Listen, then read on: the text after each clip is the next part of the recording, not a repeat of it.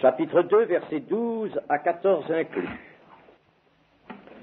Je vous écris, petits enfants, parce que vos péchés vous sont pardonnés à cause de son nom.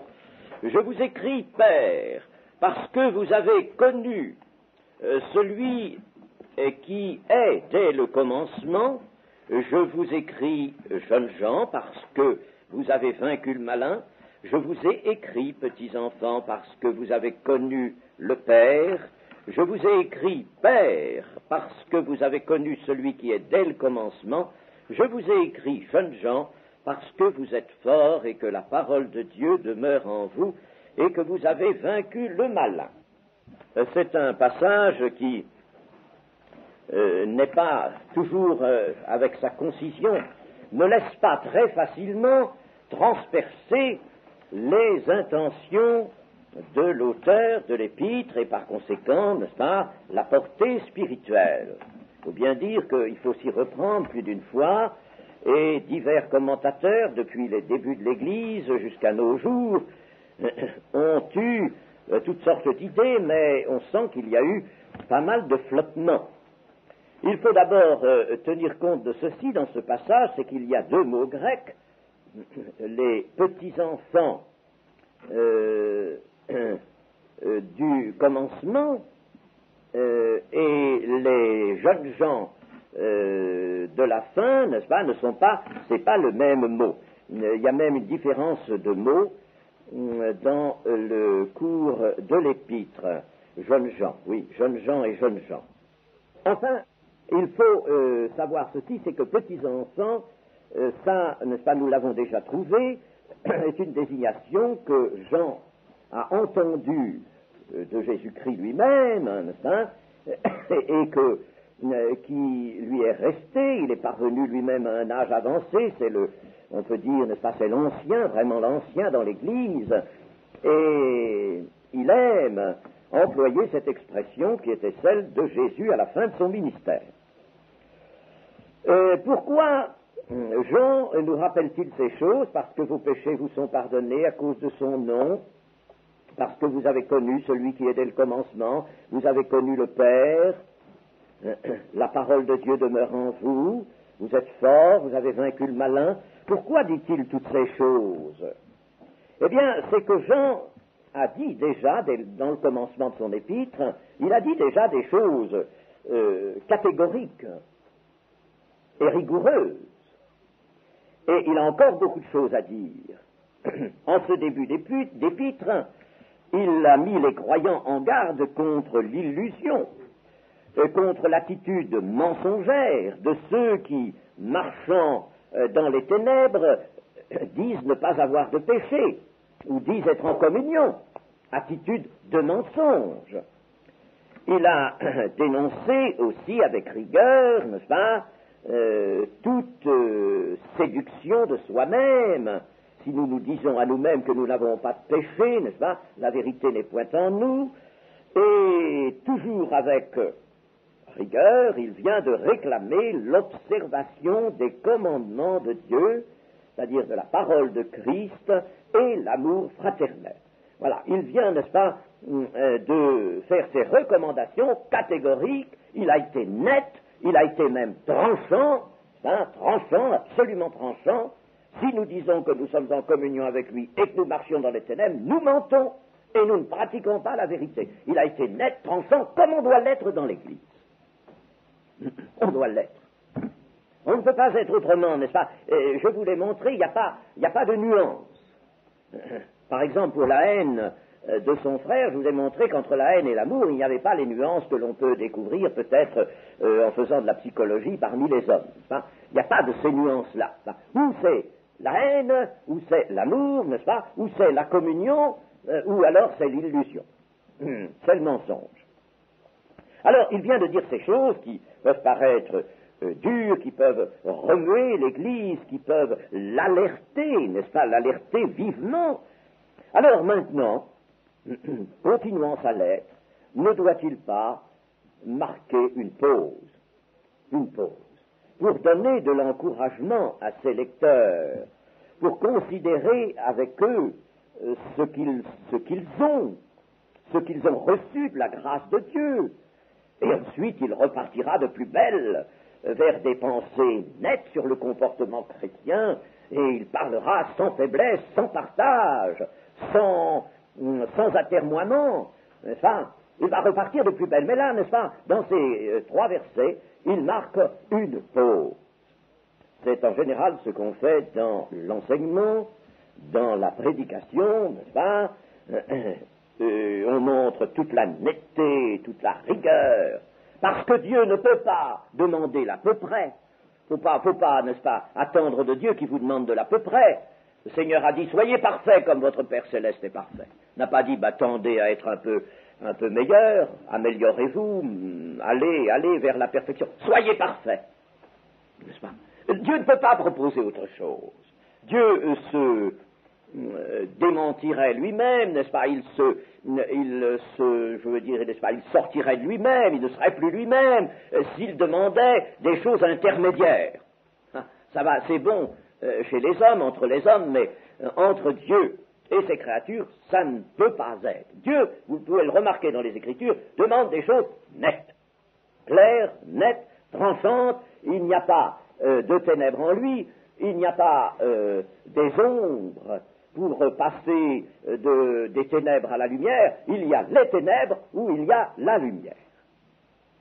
Tout ce qui, dans la vie chrétienne, n'est donc pas lumière est ténèbres, il nous le dira seulement, n'est-ce pas? Dieu a de la compassion encore pour nos faiblesses, nos chutes, mais il ne veut pas, bien entendu, qu'un état de péché s'installe dans la vie de ses enfants. Alors, c'est une pause que marque ici l'apôtre Jean. Ceux à qui il s'adresse sont des membres de l'Église ayant reçu les grands bienfaits de la grâce de Dieu. Grands bienfaits qu'il va rappeler. Il semble ici que Jean fasse des catégories dans l'Église, et cela selon les générations, des catégories d'âge. Jeunesse, âge mûr. D'aucuns ont vu 3 catégories, les enfants, les jeunes gens et les pères. Enfin, et c'est une erreur, d'ailleurs il n'y en a que 2, il n'y a que les jeunes gens, 2 fois cités, et les pères également 2 fois cités. Quant à petits-enfants, c'est l'appellation douce, fraternelle, empreinte d'amour que Jean emploie. Jean vise plutôt à l'échelonnement dans la vie chrétienne. Il ne voit pas tellement, n'est-ce pas, la jeunesse, car il ne faut pas dans l'Église faire de ces décantations, de ces séparations. Il y a un homme qui est mort maintenant et qui s'appelait Petrus. C'est un prédicateur suédois et qui, il n'y a pas si longtemps, on faisait paraître de lui, il n'y a pas si longtemps, un article sur les réunions de jeunesse dans l'Église et le danger de ces réunions. Ça présente un danger. Plus d'un l'a vu d'ailleurs, M. Roger Copin, pour sa part, s'en est aperçu il y a déjà quelques années à Rouen, n'est-ce pas? Ça ne veut pas dire qu'il ne faut pas faire quelque chose pour la jeunesse, mais il ne faut surtout pas décanter les générations. C'est une erreur tragique. Alors vous séparez l'Église, vous introduisez la division dans l'Église. L'Église doit être le reflet de ce qu'est la société. Il y a tous les âges dans la société, il faut qu'il y ait tous les âges, et par conséquent, n'est-ce pas, on ne peut pas, dans l'Église, séparer les âges. Nous voyons ce que ça donne dans la société aujourd'hui. Alors, il vise l'échelonnement dans la vie chrétienne, les débuts de la vie chrétienne, la marche persévérante de ceux qui se sont engagés déjà et qui commencent à faire leurs expériences, qui sont dans leurs expériences, puis l'âge mûr de la vie chrétienne, où il devrait y avoir, là, n'est-ce pas, l'expérience des hommes faits. Les pères sont des hommes faits qui ont l'expérience de la parole de justice, comme dit l'Épître aux Hébreux. Je vous écris petits enfants. Ainsi, n'est-ce pas, nous avons dit que les gens emploient cette appellation qu'il a entendue de Jésus-Christ. Ce sont tous les membres de l'Église ici qu'il désigne, n'est-ce pas? C'est pas la jeunesse ou les enfants, c'est tous les membres de l'Église. D'ailleurs, n'est-ce pas, je vous écris, petits enfants, parce que vos péchés vous sont pardonnés à cause de son nom. Eh bien, ça, c'est le fait général dans toute l'Église. S'il n'y a pas le pardon des péchés, il n'y a pas d'Église. C'est la base de toute vie chrétienne et le fait général. Et remarquez ceci, nous allons tout de suite prendre la deuxième partie du verset 13. Je vous ai écrit, petits enfants, parce que vous avez connu le Père. Alors, faisons la somme des deux choses. Le verset 12 et la fin du verset 13.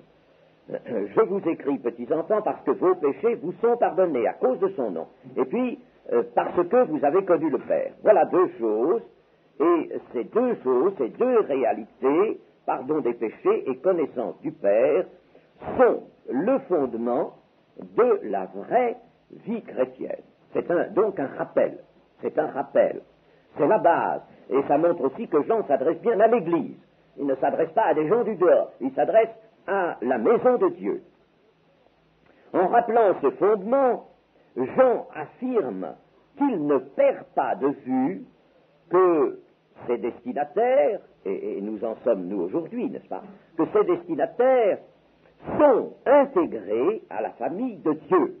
Et qu'alors, s'ils sont intégrés à la famille de Dieu, lui qui écrit, je vous ai écrit, ça, il peut compter sur leur foi et sur leur courage pour accepter ces exhortations.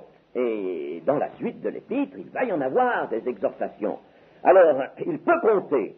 Vos péchés vous ont été pardonnés, vous connaissez, vous avez connu le Père.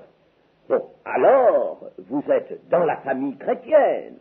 Et c'est à vous que j'adresse mes exhortations, c'est à vous que j'écris. Mais vous pouvez, n'est-ce pas, entendre mes exhortations. Je ne mets pas en question que vous soyez de la famille de Dieu, votre intégration dans la maison de Dieu, je ne mets pas ça en question, mais il est de ma charge, n'est-ce pas, de vous exhorter pour que votre vie chrétienne honore Dieu et qu'elle parvienne à la réalisation de la volonté de Dieu.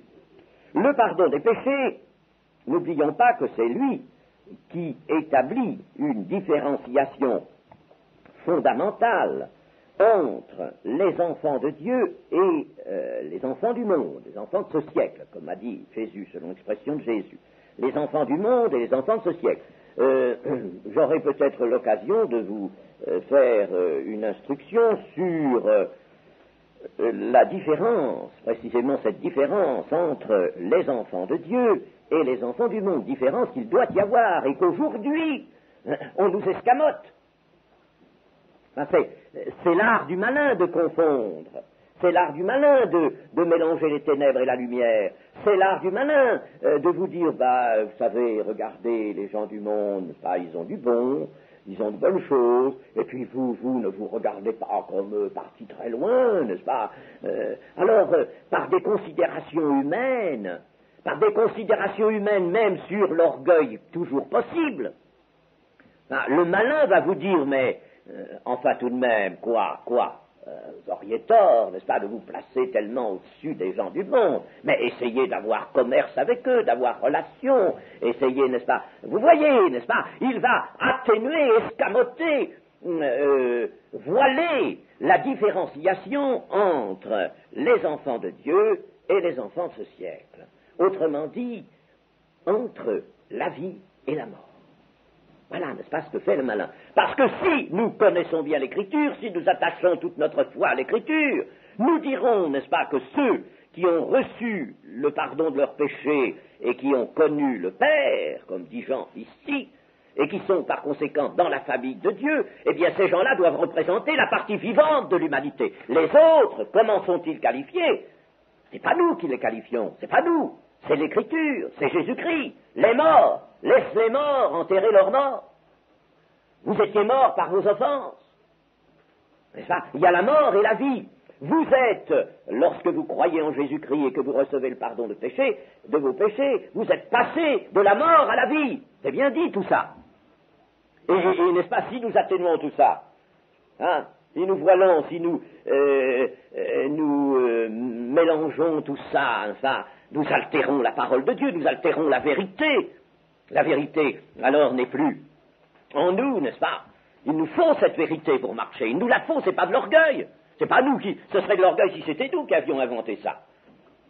Ben, c'est pas nous. C'est pas nous. N'est-ce pas? Il nous suffit pour nous, n'est-ce pas, d'être dans la position des enfants de Dieu. Hein? Mais c'est pas nous qui avons inventé ces choses. Et par conséquent, si c'est pas nous, c'est pas un fait d'orgueil. Si l'on dit, n'est-ce pas, le Saint-Esprit m'atteste que je suis enfant de Dieu, c'est pas le fait d'un orgueil, ça. Hein? Alors, voyez, le diable, n'est-ce pas, le diable, comment il agit, il voudrait nous faire entendre qu'il y a de l'orgueil là où il n'y en a pas. Et là où il y a de l'orgueil, il nous dit qu'il ne nous dit pas qu'il y a de l'orgueil. Là où il y a vraiment de l'orgueil, n'est-ce pas, là, alors il nous laisse bien en paix, il nous rassure. Voilà ce que fait le malin. Oh, c'est très subtil, le jeu de Satan. J'espère un jour vous montrer, n'est-ce pas, cette différenciation fondamentale entre les enfants de Dieu et les enfants du monde. Ça, il faut le savoir. Et faute, n'est-ce pas, de mettre ça, n'est-ce pas, au clair dans l'Église, faute, n'est-ce pas, de faire cette différenciation et de la faire à la base même de la constitution de l'Église, on arrive à quoi? On arrive, eh bien, à ce qu'on a appelé autrefois d'un mot le multitudinisme, c'est-à-dire, n'est-ce pas, une Église dans laquelle il y a la multitude. Il y a beaucoup de monde, c'est plus un petit troupeau, il y a beaucoup de monde. Multitude. Mais, n'est-ce pas, la multitude, là, il y a les gens du monde qui sont mélangés à peut-être des enfants de Dieu, et puis les enfants de Dieu deviennent eux-mêmes, n'est-ce pas, en quantité très réduite, si bien que c'est la multitude, c'est le monde qui est dans l'Église, n'est-ce pas, alors on voit ce que ça donne, hein. On voit ce que ça donne, hein. On a construit des magnifiques cathédrales, et puis alors, un beau jour de mariage, n'est-ce pas, il y a tous les prélats qui sont là, si c'est une famille princière, tous les prélats qui sont là, il y a des lumières en quantité, il y a des chants sublimes, n'est-ce pas? Voilà, le monde est entré dans l'Église, et le monde fait son œuvre dans l'Église. Voilà à quoi on arrive. Alors donc, différenciation entre les enfants de Dieu et les enfants de ce siècle. Enfin, alors là aussi, c'est l'intention de Jean, de mettre le doigt là-dessus. C'est à des enfants de Dieu que j'écris, à ceux qui ont le pardon des péchés et à ceux qui ont connu le Père. Voilà, deux tests, deux réalités, n'est-ce pas, et qui sont à la base. Tous les hommes ont péché, c'est vrai, et tous sont privés de la gloire de Dieu, c'est vrai. Mais ceux qui ont saisi le pardon des péchés en Jésus-Christ, par la foi, ont emprunté un chemin nouveau. Ils ont emprunté un chemin. Je suis le chemin. Hein, il faut venez par ce chemin. Hein, je suis le chemin, la vérité, la vie. Ils ont emprunté le chemin qui est Christ. Ils ont emprunté ce chemin et ils ne marchent plus sur le chemin du monde. Voilà, n'est-ce pas, une différence sensationnelle. À cause de son nom, dit l'apôtre dans le verset 12, à cause de son nom. Vous savez que le nom est toujours mis à la place de la personne et que cela est très fort dans l'Écriture. Quand on parle du nom, n'est-ce pas, ne nous laissons pas seulement informés par notre idée, notre propre idée d'homme du XXe siècle, mais remontons aux premiers âges de l'Évangile et sachons, n'est-ce pas, que le nom était toujours à la place de la personne. La preuve, n'est-ce pas, nous avons la preuve dans un texte, c'est que en Actes 1,15, lorsque nous voyons les 120 qui sont réunis dans la chambre haute pour prier, attendant l'effusion du Saint-Esprit, eh bien, il est écrit textuellement dans le grec, le nombre des disciples était d'environ 120 noms. Il n'est pas dit des personnes, il est dit des noms. C'est le traducteur qui a mis des personnes, mais il s'agit dans le grec de noms. 120 noms.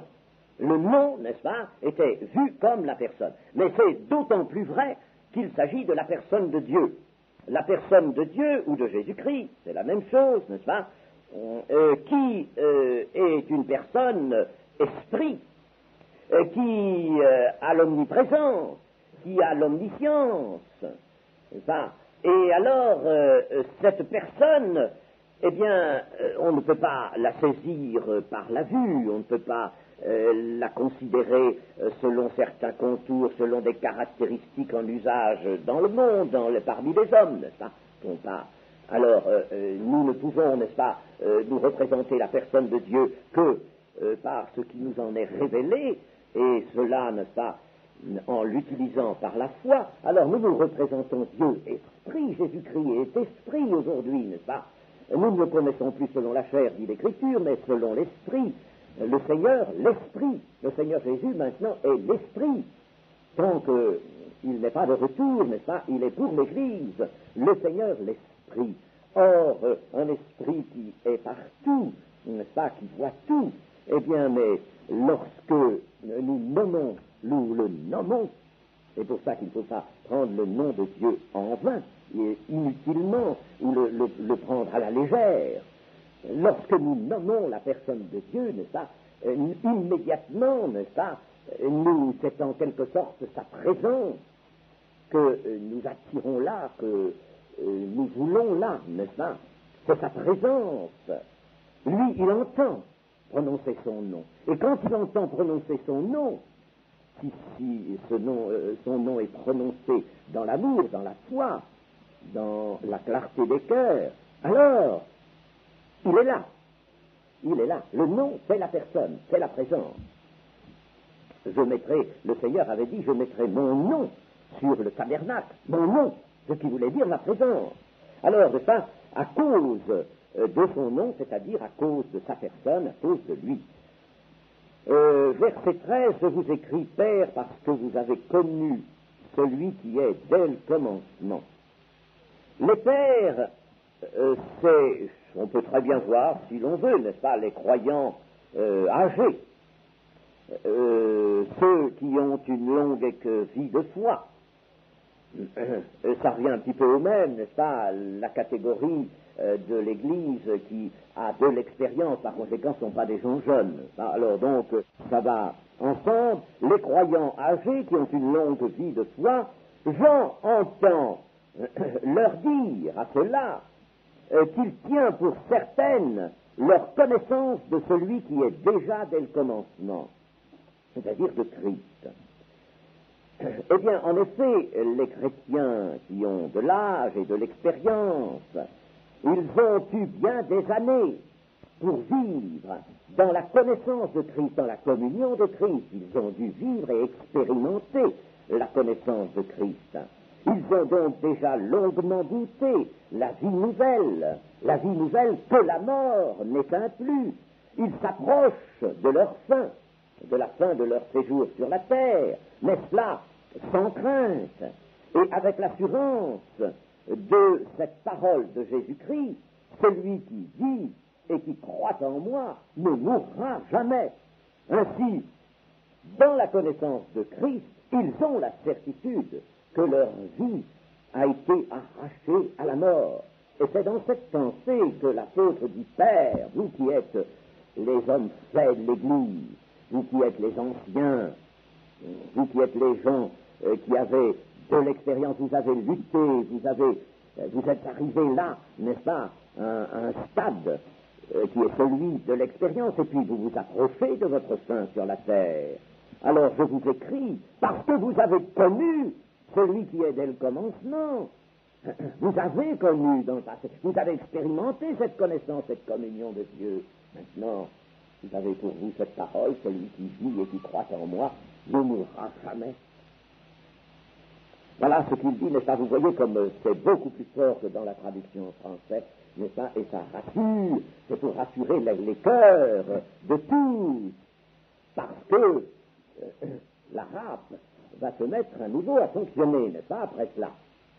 L'arabe va fonctionner, n'est-ce pas? Mais il faut bien dire que si le marteau du ciseleur a encore des coups à donner, mais il n'empêche que la masse est bien celle que Dieu a voulu, n'est-ce pas, et qu'il a déjà obtenue.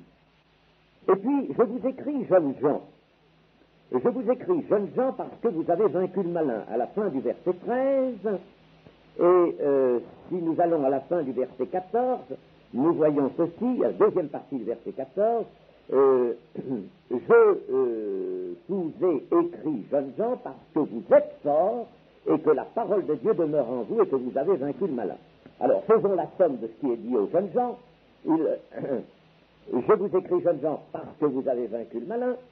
Et je vous écris dans le verset 14, je vous écris, jeunes gens, parce que vous êtes forts et que la parole de Dieu demeure en vous et que vous avez vaincu le malin. Donc, deux choses qui sont dites aux jeunes gens, ils ont vaincu le malin et ils sont forts, la parole de Dieu demeurant en eux.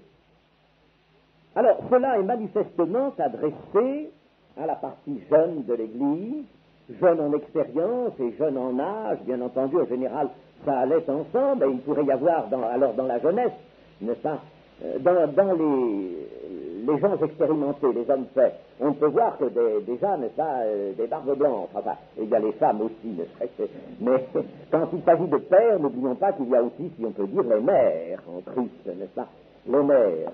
Vous savez qu'on s'adresse toujours qu'au masculin dans les études, mais les femmes ne sont pas pour autant oubliées. Bon, alors, donc, dans ceux qui ont de l'expérience, on ne peut voir que des gens déjà âgés. Mais dans les jeunes gens, il peut y avoir des nouveaux convertis qui en sont au même point que les jeunes gens, proprement dit, n'est-ce pas? Des nouveaux convertis qui peuvent avoir 40 ans, 45 ans, ou 50 ans, n'est-ce pas? C'est pas interdit, ça. Hein? Alors, à eux aussi, cette parole s'adresse. C'est donc adressé en principe à la jeunesse ou aux nouveaux membres de l'Église, par opposition aux pères, c'est-à-dire les membres adultes de l'Église. Alors, à cela, il y a deux choses qui leur sont dites, ils ont vaincu le malin. Ils ont vaincu le malin en ce qu'ils se sont détachés de lui, parce qu'après, n'est-ce pas, l'apôtre va bien nous dire que le malin a autorité sur tout le monde, sur tous les hommes de la terre. Le monde, c'est tous les hommes qui ne sont pas convertis, n'est-ce pas, ils sont sans Dieu. Alors, ils se sont détachés du malin par la foi, et ils ont pris place dans les rangs de l'Église, c'est-à-dire des disciples de Christ, lesquels sont, ces disciples, ils sont dans la victoire de leur maître. Un disciple accompli est dans la victoire de son maître, du fait même, n'est-ce pas, qu'ils le connaissent. N'oublions pas qu'à la fin du verset 13, comme je vous l'ai rappelé, n'est-ce pas, ou plutôt, attendez, je vous ai écrit, à la fin du verset 13, oui, deuxième partie, je vous ai écrit petits enfants parce que vous avez connu le Père. Alors, petits enfants, ça groupait toute l'Église, ça, n'est-ce pas, petits enfants. Alors, vous avez connu le Père. Donc, n'est-ce pas, ils ont connu, ils sont entrés dans la communion, on y entre tout de suite dans la communion. C'est pas une chose qui va venir, ça va se fortifier, ça va, n'est-ce pas, ça va certes prendre de la force, de l'autorité, ça va devenir, n'est-ce pas, l'alliance Christ et son disciple va se fortifier, et l'ensemble va savoir, n'est-ce pas, cohabiter, coexister, travailler en commun, Christ et son disciple, n'est-ce pas? Ça va être l'expérience. Mais la communion elle-même survient très tôt. Alors, ils ont vaincu le malin en ce qu'ils se sont détachés par la foi de lui, de son emprise, et ils ont connu le Père. C'est une position nette et qui est ici caractérisée. Il ne peut pas donc s'agir dans l'Église de gens restés indécis. Il ne doit pas s'agir non plus de chrétiens charnels, mais d'une jeune génération forte de sa foi et qui vit sa foi. Voilà comment Jean envisage les choses. Il y aura des accidents, il y a des choses à dire, il y a des exhortations à donner, soit, n'est-ce pas, mais voilà comme il voit l'Église. L'Église doit être cela. Il y a toujours dans l'Église une jeune génération, une génération qui monte, n'est-ce pas? Ils le font, c'est indispensable, mais cette jeune génération doit être vraiment forte de sa foi et vivre sa foi. Alors, il dit, vous avez vaincu le malin, vous êtes forts. C'est-à-dire, sachez que vous êtes capable de résister au monde, de résister à ces sollicitations charnelles, intellectuelles, séduisantes mais perfides. Vous êtes à même de dominer la puissance de l'ennemi. Vous avez vaincu le malin et vous êtes fort. Vous êtes à même de rester vainqueur, n'est-ce pas? Christ étant votre victoire, vous avez sa force en nous. attention, Jean dit bien, n'est-ce pas, d'abord, il le dit en haut, vous avez vaincu le malin. Et puis, à la fin du verset 14, jeunes gens, parce que vous êtes forts et que la parole demeure en vous et que vous avez vaincu le malin. Parce que vous avez vaincu le malin. Vous avez vaincu le malin est avant la force. Hein? Jean ne dit pas, vous êtes forts et vous avez vaincu le malin, alors ce serait, n'est-ce pas, dire, eh bien, il y a beaucoup de l'homme là-dedans. C'est pas ça du tout. Ça, il ne faut pas penser que ces jeunes gens sont victorieux parce qu'ils sont forts, c'est le contraire. Ils sont forts parce qu'ils sont victorieux dès le commencement. Ils sont entrés dans l'Église, ils ont vaincu le malin, ils ont pris une position de victoire sur le malin. Alors vous êtes forts. Vous êtes forts, d'autant plus que la parole va demeurer en vous et vous tenir dans cette victoire. N'est-ce pas? Donc, la force vient de la victoire saisie et non pas le contraire. De même que Jean, n'est-ce pas, nous avait dit que si nous marchons dans la lumière, comme il est lui-même dans la lumière, nous sommes en communion et le sang de Jésus, son Fils, nous purifie de tout péché. Marcher dans la lumière d'abord, par la grâce de Dieu, et le sang nous purifie de nos imperfections, de tout péché qui viendrait là, n'est-ce pas, comme salir, ternir, n'est-ce pas, souiller la marche, la vie chrétienne. Alors, n'est-ce pas, c'est d'abord cela. Soyez dans la lumière, soyez dans la victoire. Si vous êtes dans la lumière, le sang de Christ vous purifie de tout péché. Si vous êtes dans la victoire, vous êtes fort. Condition que la parole de Dieu reste ancrée en vous, demeure en vous, que vous ne l'abandonniez pas, bien entendu. N'est-ce pas? Alors, attention, c'est ça, n'est-ce pas, la force suit la victoire saisie. Nous sommes, n'est-ce pas, dans la vie chrétienne, et par conséquent, ce n'est pas l'homme qui déploie de la force, au contraire, il n'est que faiblesse, mais c'est Dieu qui introduit de la force en lui par sa grâce, mais d'abord le met dans une position de victoire. Il le place dans une position de victoire. Et la jeunesse, n'est-ce pas, doit savoir cela. Elle se mettra dans une position de victoire et elle sera forte. Hein? C'est bien ça qu'il faut retenir et comprendre. Celui qui manifeste la victoire de Christ, celui-là est fort. Rappelons-nous ce que Jésus a dit dans Jean 16. Jean 16, 33. Je vous ai dit ces choses afin que vous ayez la paix en moi. Vous aurez des tribulations dans le monde, mais prenez courage, j'ai vaincu le monde. Que veut dire le Seigneur ici? Vous allez avoir des tribulations, donc des difficultés. Vous allez lutter. Ne croyez pas que la vie chrétienne va être exempte de lutte et de combat, pas du tout. Vous allez avoir à lutter, des tribulations.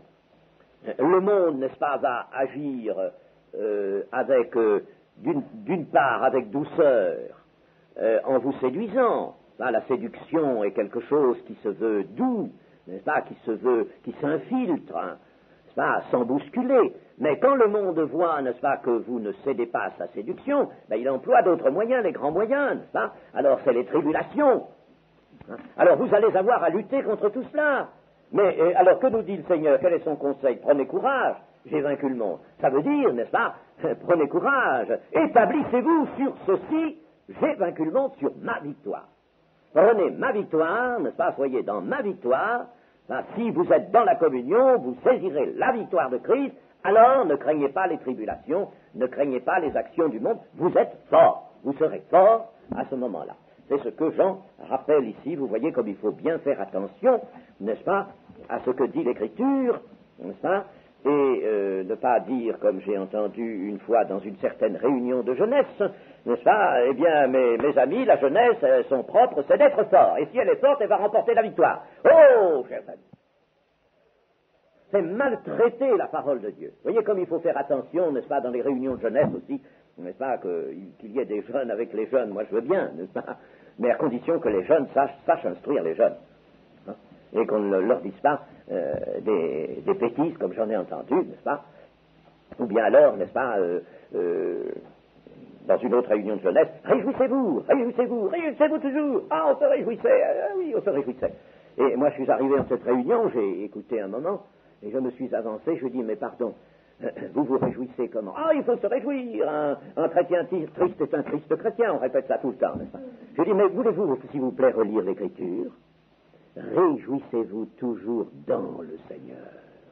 Et vous êtes à côté du Seigneur en ce moment. Alors, quelle est votre joie? Réjouissez-vous toujours dans le Seigneur. N'est-ce pas? Dans le Seigneur.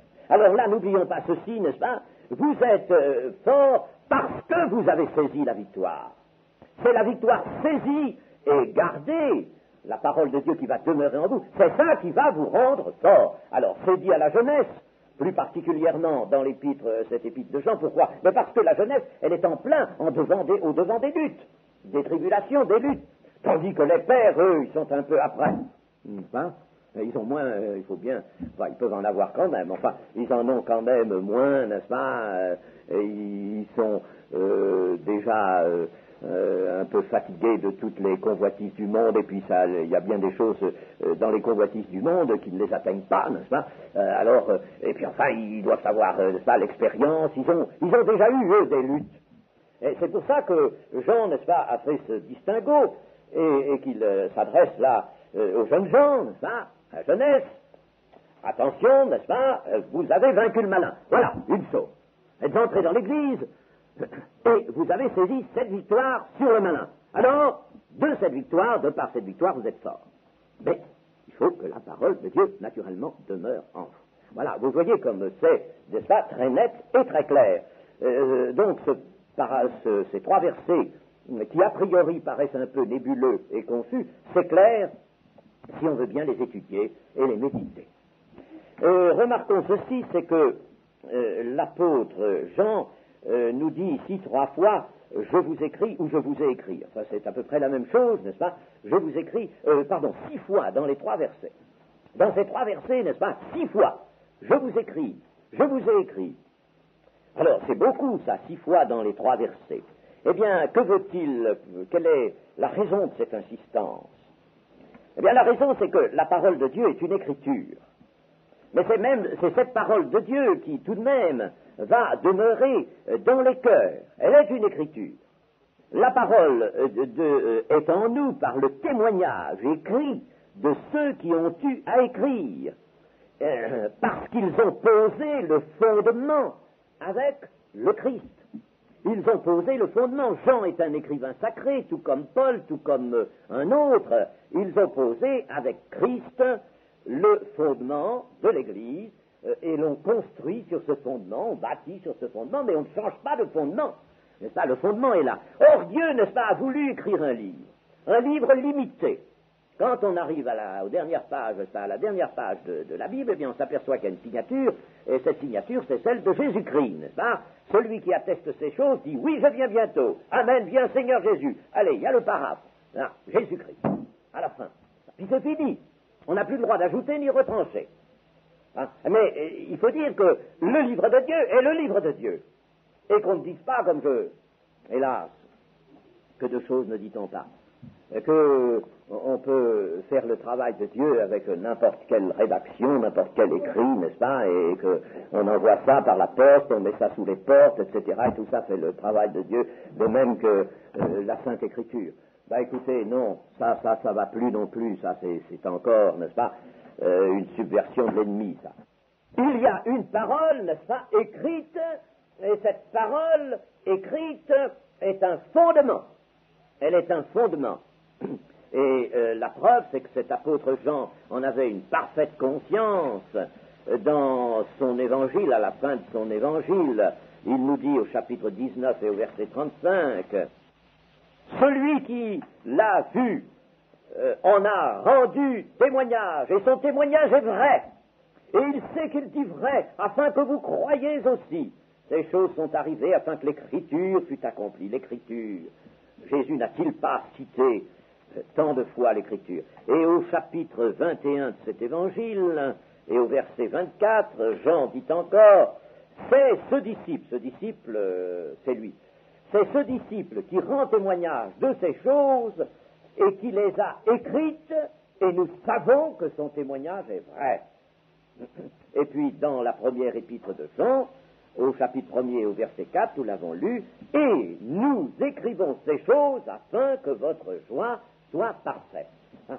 Jean est conscient d'écrire sur la commande de Dieu. Hein.